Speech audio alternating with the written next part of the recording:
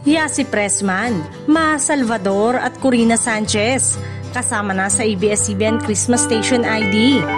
Mas lalo pang naging bongga ang ABS-CBN Christmas ID ngayong taon dahil nakasama na sa lineup ang ilang paboritong kapamilya stars.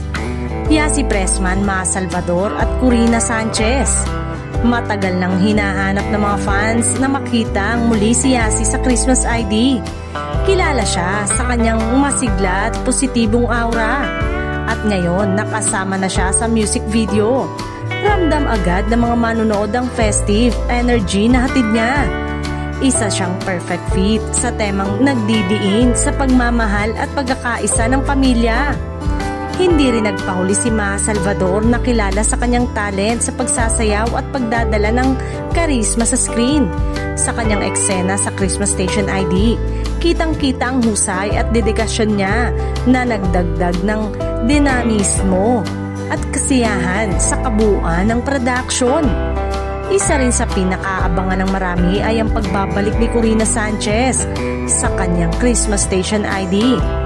Bukod sa pagiging broadcast journalist, kilala rin siya sa kanyang iconic presence sa Kapamilya Network. Sa kanyang pagkakasama, nagkaroon ng dagdag na lalim at inspirasyon ng mensahe ng ID, lalo na sa pagpapahalaga ng pamilya at kabayanihan. Agad na nag-trending ang Station ID kabilang ang mga pangalan ng tatlong nagbabalik kapamilya stars sa social media. Maraming netizen ang natuwa at nakadama ng nostalgia.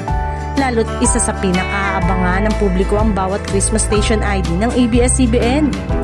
Ang muling pagbabalik kapamilya ni Yasi, Maha at Corina ay patunay na kahit bagong panahon na, kayang panatilihin ng ABS-CBN ang tradisyon ng Pasko na puno ng saya, pagmamahal at inspirasyon.